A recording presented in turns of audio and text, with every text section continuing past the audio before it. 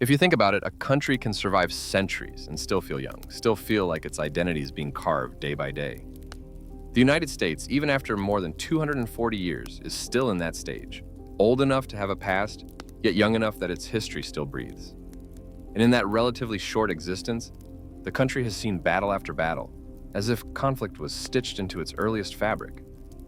Since the moment it separated from Britain in 1776, it seems America has rarely caught its breath between wars. But among all the clashes, rebellions, invasions, and global conflicts, one war carved a wound so deep that the nation has never truly healed from it: the Civil War. When the Southern Confederacy finally laid down its arms before the Union, more than 600,000 soldiers had already fallen. Imagine that. Nearly 2% of the entire population gone. Fathers, sons, brothers, wiped out before the country had even fully learned how to walk. The Civil War fascinates people, even now. Maybe because it was fought on familiar ground, not on some foreign shore. Maybe because every town, every hill, every quiet patch of woods became part of the story. Over the years, an entire culture formed around preserving that memory. Reenactors dress in period uniforms, marching on the very soil where the original soldiers once bled. Families pass stories from one generation to another, tales of bravery, sorrow, and battles their ancestors barely survived. There are endless books, films, diaries, studies, enough stories to fill libraries. Yet, strangely, one chapter of the Civil War is rarely spoken about. The chapter that doesn't come from history books, but from whispers, from sightings, from the strange, unexplainable legends born out of the horror of war. Across the battlefields of Gettysburg, Shiloh, Antietam, and many others, people have long claimed that the land carries more than memory. Places where thousands fell have a reputation for unusual happenings, shadows that don't behave like shadows, whispers carried on still air, apparitions drifting across the grass long after sunset. But ghost stories, as spine-tingling as they may be, are familiar territory. What happened in one particular corner of Georgia, however, is something entirely different, something darker, something people still struggle to name. During the Battle of Chickamauga, one of the bloodiest encounters of the entire war, locals say that the sheer violence of those 2 days awakened or perhaps attracted an entity that wasn't human. Not then, maybe not ever. Park rangers have spoken about it in low voices. Travelers passing through have slammed their brakes in terror. Some even lost control of their cars after catching a glimpse of it on the roadside at night. No one agrees on exactly what it looks like. Some describe a human shape wrapped in what seems like a long cloak or dust-covered coat, its hair wild and hanging to the waist. Others insist it resembles a creature more than a man, with animalistic fangs glinting when it snarls. Yet all the stories share one detail, one eerie, unmistakable feature: its eyes. A glowing, unnatural shade of green. From the foggy, mysterious side of Civil War lore emerges a legend whispered for more than a century, the being known only as Old Green Eyes. The strange thing about tales like this is how easily they slip between the lines of reality. One moment, you're standing in the normal world, trees, grass, sun, familiar sounds, and the next, the landscape feels different, like a thin mist has rolled in, blurring everything you thought you understood. Within that haze, facts blur with superstition. People swear they saw something but can't fully describe it. Others dismiss it until they witness it themselves. It's a strange kind of crossroads where reason hesitates, unsure which direction is safe. When dawn finally broke over Chickamauga on September 21st, 1863, the sunlight revealed a scene no living soul would ever forget. The gentle hills and thick forests that once framed northern Georgia now lay crushed under the weight of war. The Union Army, having recently secured a key railway junction in Chattanooga, just across the Tennessee border, had pushed into Georgia. There they collided with the Confederate forces near the tiny town of Chickamauga. And for 48 straight hours, the land became a nightmare. Steel clashed, gunfire shook the trees, and men fell faster than anyone could count. By the time the Union troops retreated, leaving the Confederates to claim victory, more than 36,000 soldiers were dead or wounded. As the army moved on, the burden fell to those left behind. Townspeople rushed to the battlefield, hoping to help the wounded, praying to find survivors. But the fallen were far too many. Someone had to bury them. The nuns from a nearby convent stepped forward without hesitation. They offered what comfort they could to dying soldiers, whispered prayers over lifeless bodies, carried corpses across uneven ground, and helped dig grave after grave under the suffocating smell of death. Most of them had never witnessed anything close to this kind of horror. Their days before the war had been filled with quiet halls, morning hymns, and a steady rhythm of devotion. Now they stood in the center of a massacre. Faithful women surrounded by soaked earth and silence broken only by distant moans of men who hadn't yet crossed the threshold of death. One young sister in particular felt the weight of it crush her spirit. She had come from a peaceful, sheltered life, imagining her service to God would be gentle, filled with compassion and prayer. Nothing had prepared her for the sight of thousands of broken bodies lying under the open sky. She knelt among them, her hands trembling as she whispered a prayer not meant for ceremony but for survival of her own heart. There are moments in war when the horror becomes too much for even the strongest spirit to bear. And on that ravaged battlefield in northern Georgia, the young nun had reached that breaking point. Everywhere she looked, the ground was littered with boys far too young to understand why they had been sent to die. One body in particular caught her eye. Its small frame, its soft features. He could not have been more than 13. Seeing him lying still in the mud made something inside her chest twist painfully. Her breath trembled as she forced herself to move on. She had prayed for strength that morning, begged God to help her see beyond the agony around her. But faith, she was learning, can falter under the relentless weight of death. She stepped away from the cluster of sisters, mumbling that she needed a moment. They didn't question her. Each of them understood too well the emotional toll of the day. So she slipped toward the tree line, hoping for a brief, quiet corner where she could breathe and maybe whisper a prayer not drenched in fear. The woods offered an illusion of safety, shadows, cool air, and a short break from the overwhelming stench of blood that clung to the open field. She leaned against a tree, pressing her palm to her forehead, trying to gather her scattered thoughts. Her hands still shook from exhaustion and grief. But as she steadied her breath, something in the woods shifted. A soft crunch of leaves. A weight moving across the forest floor. Not the wind, not a squirrel. Something much heavier.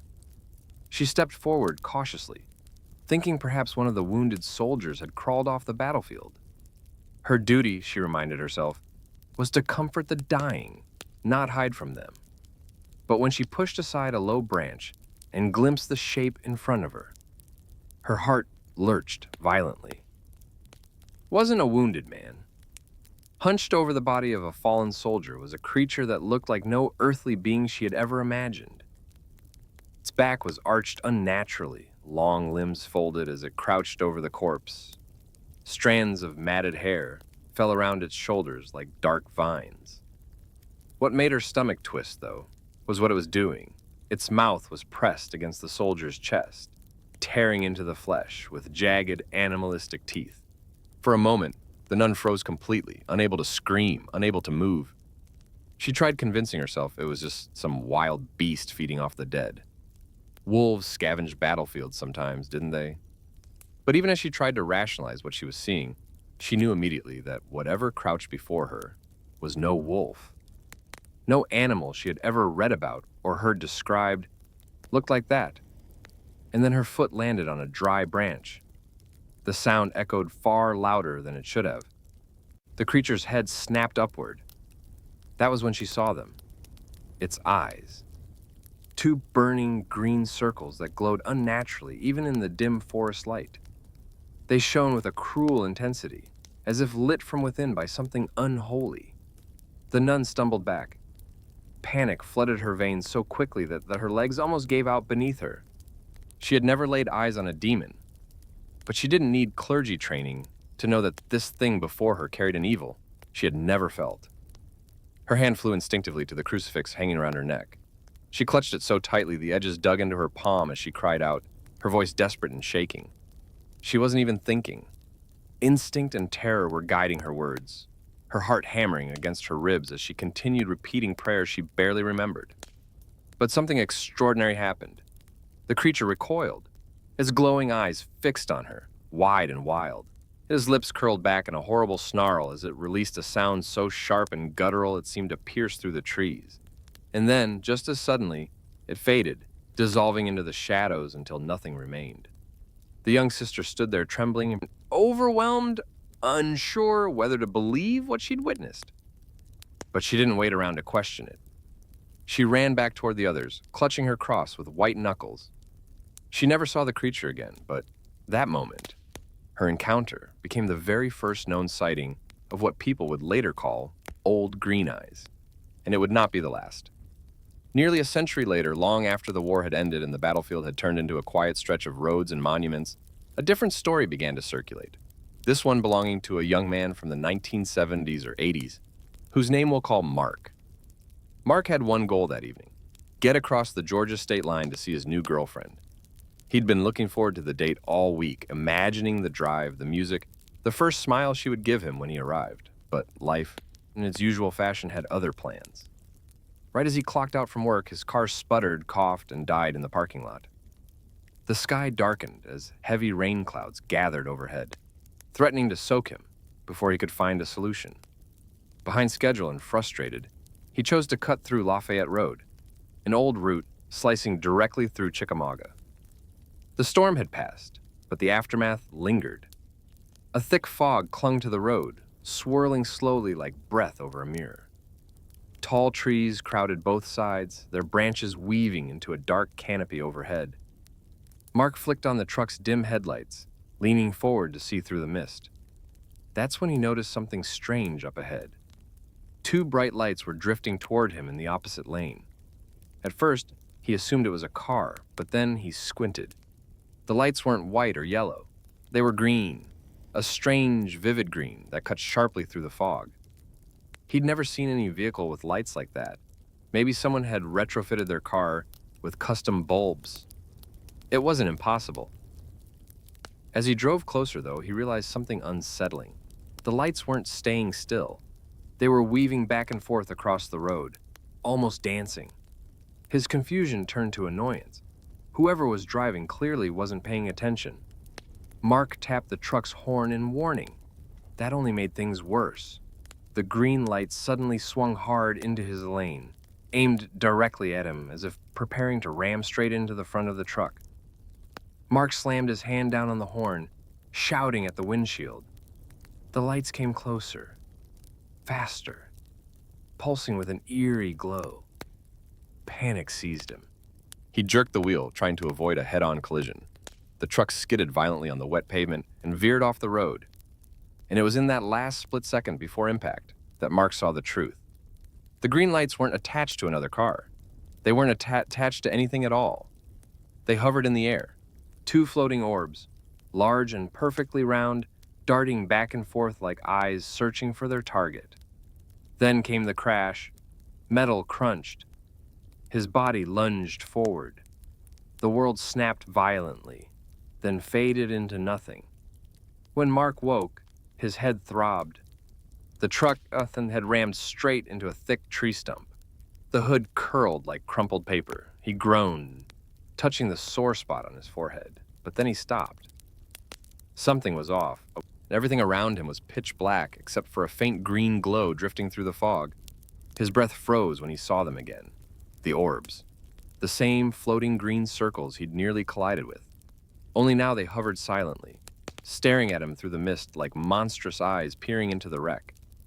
His pulse hammered in his ears. He couldn't explain why, but a deep, primal terror crawled up his spine. The orbs continued to hover, then slowly dimmed and vanished into the dark. Silence settled, too quiet. Then he heard something else, a soft movement just beyond the truck. Mark turned slowly toward the tree line. A tall figure stepped through the fog, its silhouette barely illuminated by the moonlight. He could make out long hair trailing all the way down its back, swaying as it moved. It paced around the truck, watching him with the stillness of a predator. And then it made a sound, a low, mournful moan that raised the hairs on Mark's arms. The sound drifted through the fog, ancient and sorrowful as if echoing from a time long gone. Mark pressed himself back in his seat, shaking. He couldn't run. He couldn't think. He could only stare as the figures circled him, then slowly melted into the darkness, the fog swallowing it whole. After several long seconds of silence, Mark finally gathered the courage to reach for the truck door. He had no idea what waited outside, but he couldn't stay inside forever. The moment Mark's fingers brushed the truck's dented door handle, everything changed with the violent force of a nightmare. Something slammed onto the hood with such ferocity that the entire vehicle shook, and before he could blink, he found himself staring at a figure crouched only a few feet from his face behind the fractured windshield. Even through the spider-webbed cracks of the glass, Mark could see it clearly, too clearly. Whatever this was, it did not belong to the world he knew. It hunched low like a predator ready to strike, its hair hanging in long, filthy strands that draped down past its shoulders like neglected roots torn from the earth. Mud and grime tangled in every lock, masking any hint of humanity. Its mouth stretched unnaturally wide, revealing a row of jagged teeth that looked more suited to tearing raw flesh from bone than forming any kind of human word. But its eyes were what imprisoned Mark's breath. They glowed with a fierce green radiance, brighter than any reflection, brighter even than headlights cutting through the dark. And they were alive, burning with an otherworldly intelligence that froze him to his core. He wanted to scream, force some kind of sound from his throat, but it was as if fear itself had wrapped a hand around his voice and squeezed until nothing came out. His chest locked, his limbs stiffened. He could only stare as the creature's luminous gaze bore into him. And then something happened that unsettled him even more deeply. The longer he stared, the softer the world around him became. The fog, the trees, the road, the very wreckage of the truck. Everything seemed to dissolve, melting away like colors washed off a watercolor painting left in the rain. His surroundings blurred, stretched, then vanished altogether, leaving him engulfed in a shifting, smoky haze.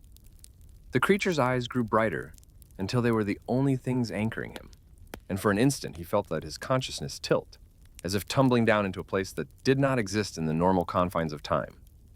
When the haze finally settled into focus, Mark sucked in a breath, because what he saw should not have been possible. The ground around him, once empty and quiet, was now choked with bodies. Dozens, maybe hundreds of them. Men in tattered blue and gray uniforms lay sprawled in grotesque positions, their faces pale and still, limbs askew, weapons slipped from lifeless hands. Some looked as though they had fallen moments earlier. Others were burned, torn apart, or buried beneath broken pieces of earth.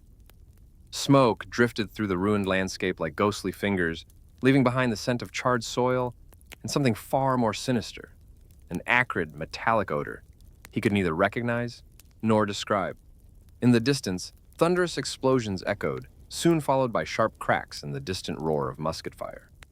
Mark turned, overwhelmed, and saw the blackened earth quivering with the memory of violence, tremors rippling beneath him, as if the ground were still absorbing the echoes of war. Screams rose from the haze, agonized, desperate, heart-wrenching cries of men who were fighting not just for their lives, but for a cause bigger than they could carry. Their moans felt so real that Mark's body reacted instinctively. His hands trembled, his heartbeat raced, sweat chilled his spine. He tried to shut his eyes, willing the horrific vision to dissolve, but each time he blinked, the images sharpened, pulling him deeper into that impossible moment. It felt like he was witnessing a memory carved directly into the land, a memory the creature was forcing him to see. Then another sound broke through the chaos, discordant and strangely familiar, like a blaring call from a different world entirely. A loud, sharp horn pealed into the air, and the explosion-filled battlefield flickered like a glitching image before shattering like glass. Mark gasped as he was yanked out of the vision and hurled back into the present. The fog rushed in around him once more, and the sound of approaching tires crackling along the gravel filled his ears. A park ranger vehicle rolled to a stop beside the wreck, headlights cutting through the haze.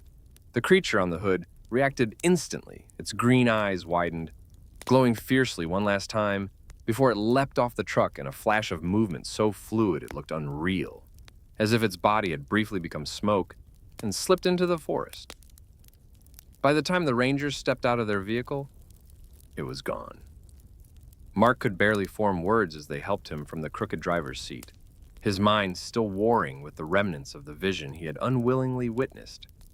The Rangers exchanged a look, one of those subtle glances spoken between people who believe they're dealing with someone injured and confused.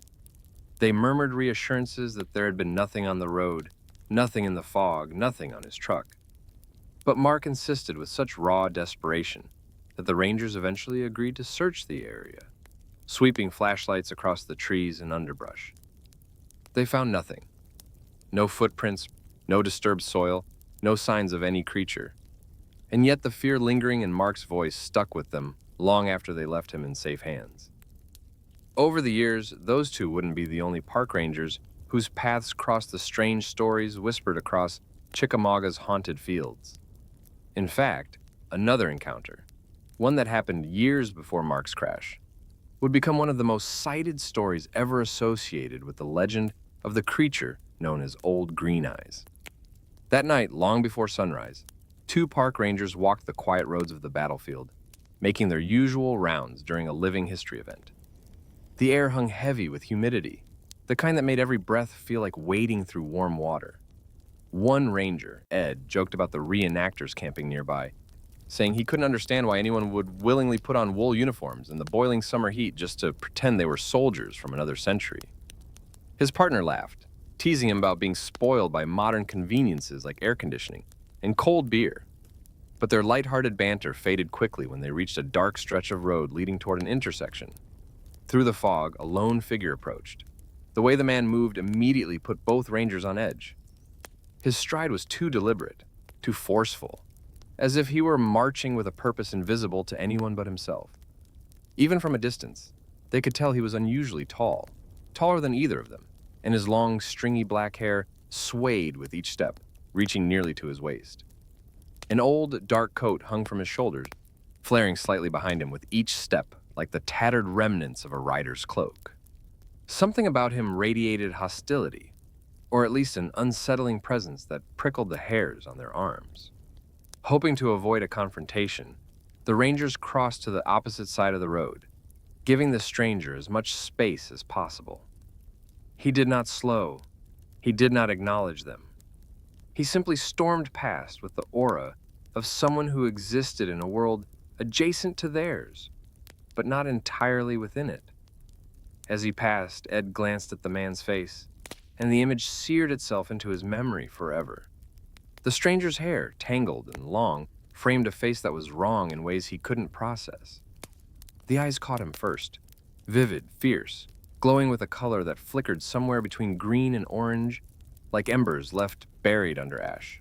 They glared with animalistic intensity, and for one chilling moment, Ed felt as though he were being studied, judged, by something neither human nor benign.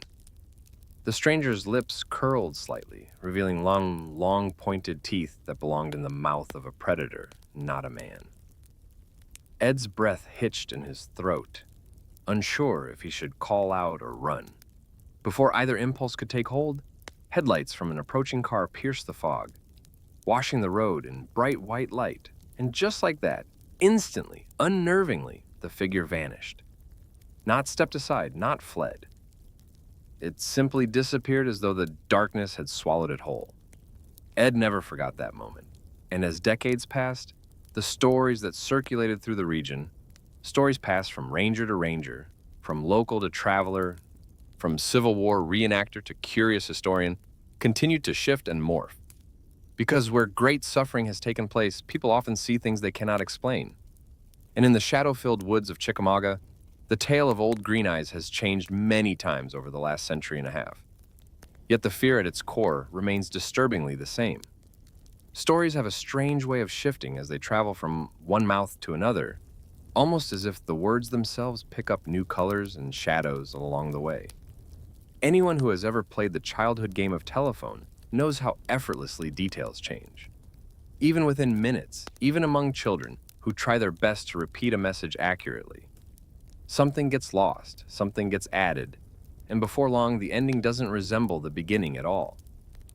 Legends behave the same way, especially those whispered through decades, carried by memory, repeated at campfires and local bars, or during late-night drives down dark roads. The tale of Old Green Eyes is no exception.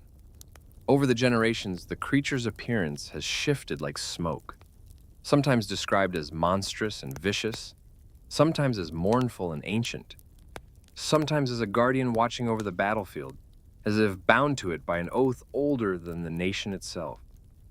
Some people insist the creature doesn't mean harm, that it prowls the fog with the intention of scaring intruders away from a place scarred by unimaginable suffering. Others reach further back into the past, weaving Old Green Eyes into the folklore of the land long before the Civil War, connecting it to spirits once revered by native tribes who inhabited the region centuries before the Cherokee. But even those deeper-rooted theories vary widely. In one version, it is the guardian of burial grounds. In another, a shapeshifter tied to the violent history of those stolen lands. And then there's the other possibility, the one that feels far more human in its simplicity: misidentification. When a story grows into legend, when the shadow of it stretches across a region, people begin seeing echoes everywhere. A trick of the light becomes an omen. A tall figure in the fog becomes a spirit. A hunter in dark clothing becomes a ghostly sentinel. The longer a legend exists, the easier it becomes for unrelated events to fall beneath its umbrella.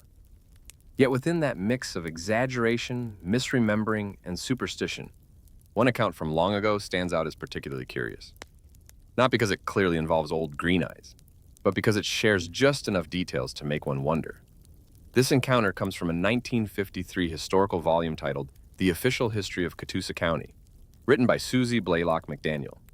The story centers on a man named Jim Carlock, whose strange experience took place roughly 10 years after the nun's terrifying moment in the woods. By 1876, the townspeople of Chickamauga had largely pushed her whispered story into the shadows of the past. A decade was long enough for skepticism to take root, long enough for people to convince themselves that whatever she saw had either vanished or never existed at all. But as that summer rolled in, one marked by the nation's 100-year anniversary, rumors began circulating again that something eerie still lingered on the battlefield, stirring when darkness fell. On the evening of July 4th, Americans across the country were celebrating their young nation's centennial birthday with pride, parades, and plenty of alcohol. Jim and his friends were no exception. After joining the festivities up in Chattanooga, the group ended the night with spirits high and bellies full of whiskey.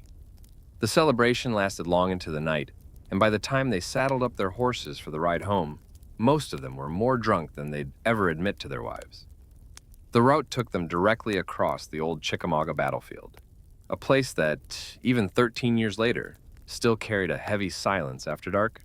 Jim was riding at the front with a companion he referred to as Mr. Shields. Behind them rattled a rickety wagon carrying several men who were far too intoxicated to stay upright on horseback. The moon hung low in the sky, casting a pale glow across the winding dirt road as the group ventured deeper into the battlefield territory. Laughter drifted from the wagon, slurred and uneven, but slowly faded when Jim and Mr. Shields spotted something ahead. A shape moved at the edge of the path. At first, it resembled a person walking down the road. But something about the figure tugged at their instincts in an unsettling way. The height, for one. Jim later insisted the figure stood close to 10 feet tall. In the weak moonlight, they could make out a wild shock of white, frizzy hair that caught the faint glow like a tangled halo. It drifted with each step the figure took, giving it an almost spectral quality. When Jim and Mr. Shields shouted a greeting, hoping perhaps the stranger needed help, the figure didn't respond. It continued its slow march toward them, unbothered by their presence. The silence bothered Mr. Shields most of all. Perhaps fueled by alcohol, perhaps by fear, or maybe both, he acted rashly. Instead of keeping his distance, he rushed up to the towering figure, swinging his fists and kicking at it as if challenging a tangible threat. Jim barely had time to react before the confrontation unfolded. The towering figure recoiled, releasing a high-pitched cry. Not a roar, not a snarl, but a startling, almost childish wail that echoed like the cry of a frightened baby. It begged in a trembling voice to be left alone. Then it spun on its heel and dashed into the darkness, vanishing with surprising speed for something so large. The whole encounter lasted mere moments, yet Jim remembered every detail with the same clarity, some reserve, for moments carved into their DNA. Though the behavior seemed absurd, grown men kicking at what they believed to be a spirit until it ran off sobbing, Jim recounted the event without any suggestion that he found it humorous. He remained convinced until the day he died that he had witnessed something supernatural. The ghost of a black washerwoman tied to the battlefield by some unresolved tragedy. What makes his story notable, however, is how easily the truth can bend beneath the weight of alcohol, darkness, and assumption. Considering the late hour and their drunken state, the more grounded explanation is painfully obvious, and it is entirely possible, perhaps even likely, that Jim and his companions encountered a real person, a black woman, balancing a laundry bundle on her head as she crossed the road for some late-night task. The height exaggerated by shadows and the raised basket, coupled with the effects of whiskey and the eerie silence of the battlefield, could easily have transformed an ordinary encounter into something ghostly. Yet stories like Jim's have a curious way of feeding the roots of larger myths. Even though no mention of glowing green eyes was made, the strangeness of his tale hinted at the presence of something unnatural on the battlefield, something beyond the comprehension of the people passing through. Over time, details blurred, mixed with other accounts, and folded themselves neatly into the growing tapestry of the old Green Eyes legend. This is how folklore breathes, quietly, subtly, often unintentionally. When viewed through that lens, it becomes easier to understand how some of the more vivid old Green Eyes tales gained traction. Take, for instance, the story of the young man whose truck was run off the road by glowing green orbs. A staple of online ghost forums, the tale is gripping, dramatic, and structured, like a perfect campfire horror story. But closer examination reveals its literary origins. A fictional short story, written by author Craig Dominy, for a storytelling website known as Moonlight Road. The piece was crafted from the perspective of someone recounting a terrifying brush with the creature, and over the years, readers have shared the story without acknowledging, or perhaps without realizing, that it was originally meant as fiction. Bit by bit, the line between crafted tale and supposed eyewitness account blurred until many believed it was a true event. Even the more monstrous descriptions of the creature, the feral teeth, the beast-like features, the sinister posture, owe much to the imaginative embellishments of writers rather than consistent eyewitness accounts. These elements, repeated often enough, became accepted truths about old Green Eyes, despite originating from stories that were never meant to be factual. On the other hand, the testimony of Edward Tinney, a former soldier, educator, and later a respected historian and park ranger, holds more weight in the eyes of some believers. Yet even his account, dramatic and unsettling as it is, faces skepticism for reasons grounded firmly in context. During the late 1960s and early 1980s, the Chickamauga Battlefield Park was struggling to draw visitors. Funds were tight, tourism was sluggish, and interest in the park's history was fading. To skeptics, the emergence of a disturbing paranormal tale from one of the very people responsible for preserving the park's legacy seemed too convenient, almost like a last-ditch effort to spark curiosity among travelers. After all, what better way to lure visitors than with a chilling local legend? When Edward's interview circulated among locals and history enthusiasts, it sparked heated discussions. Some leaned in with fascination, sensing authenticity in the tone of a man who had lived through war and dedicated his life to preserving its memory. Others, however, dismissed his account with irritation or even amusement, convinced his story was a calculated attempt to stir interest in the battlefield during a time when visitor numbers were dwindling. Paranormal stories had become profitable attractions at other historic locations.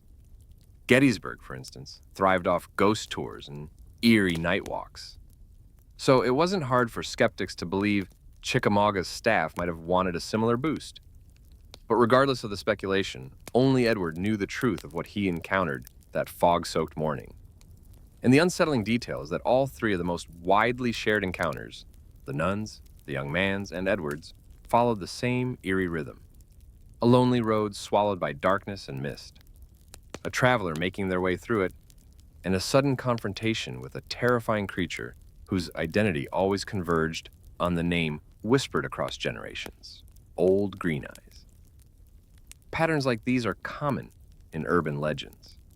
Stories grow in spirals, looping around themselves, with each retelling pulling familiar events into new settings, reinventing characters while keeping the spine of the tale intact.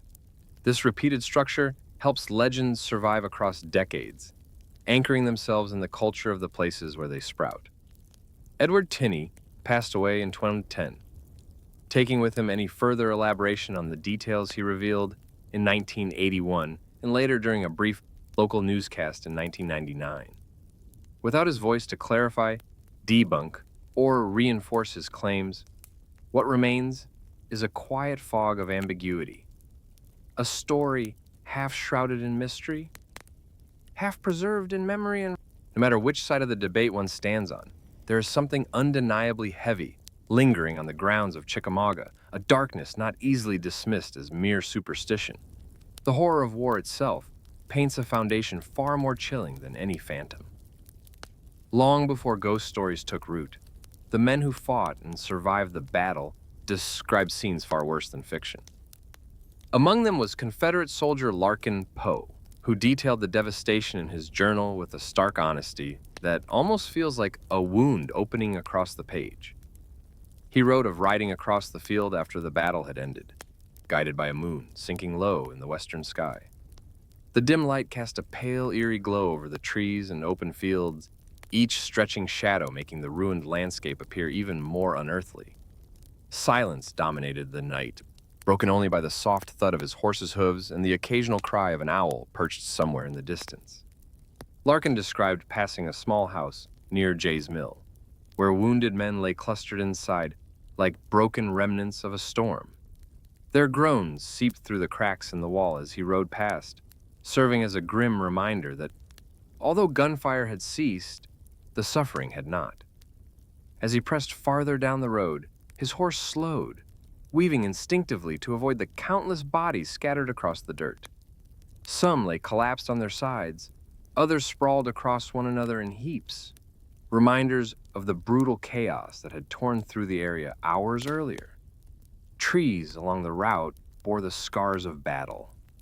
Some were split down the middle, where artillery had ripped through them. Others riddled with bullet holes, like grotesque carvings etched violently into their trunks. Nearing the Brotherton house, Larkin stumbled upon a sight that anchored itself into his memory.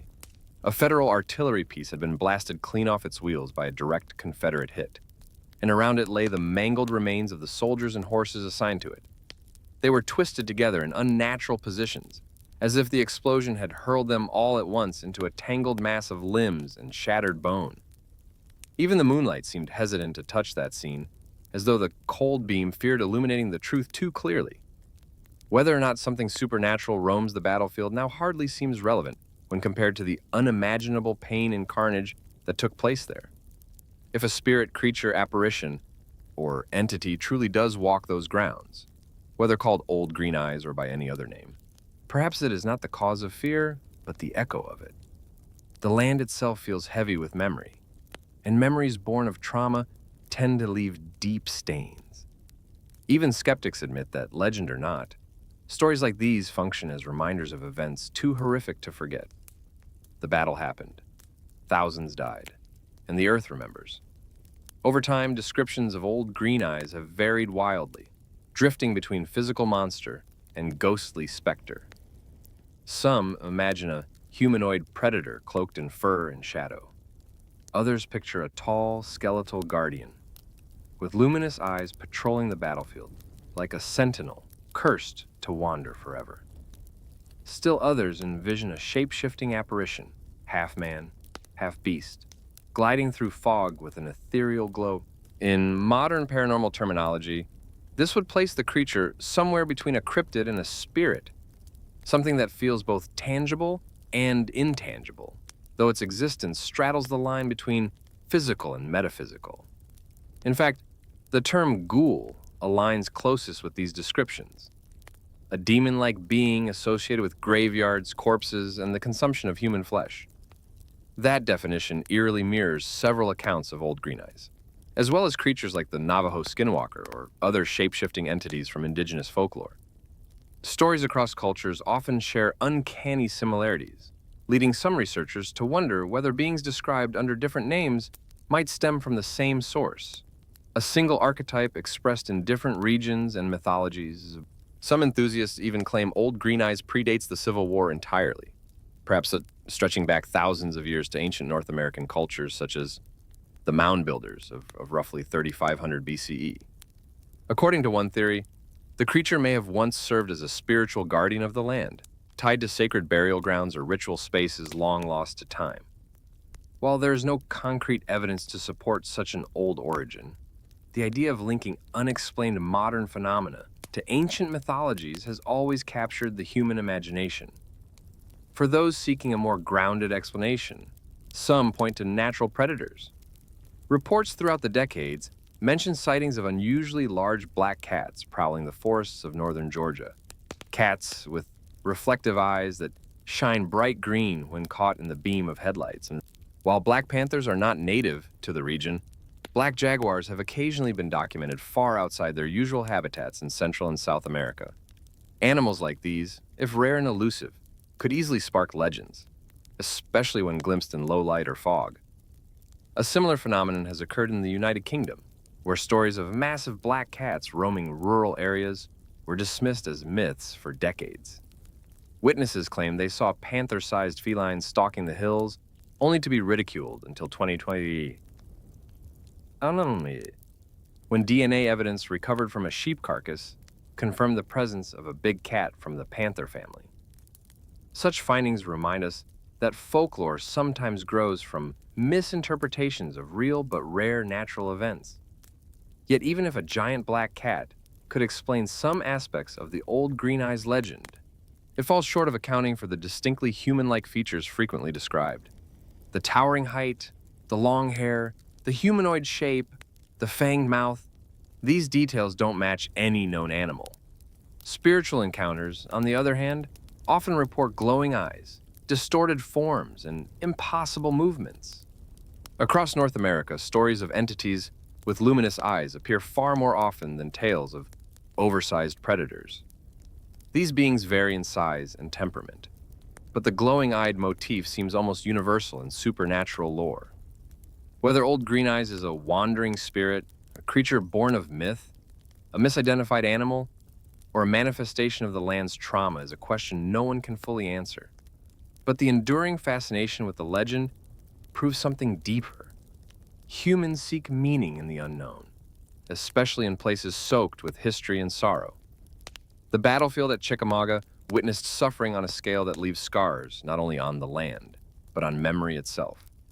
And legends, true or not, serve as reminders of those shadows. In that sense, Old Green Eyes doesn't need to be real in a physical sense. The horror of what happened there is real enough. The legend, if nothing else, keeps the memory alive. It forces people to look back into the darkness of history and confront its weight. And sometimes remembering the pain of the past is more important than solving the mysteries that grow from it.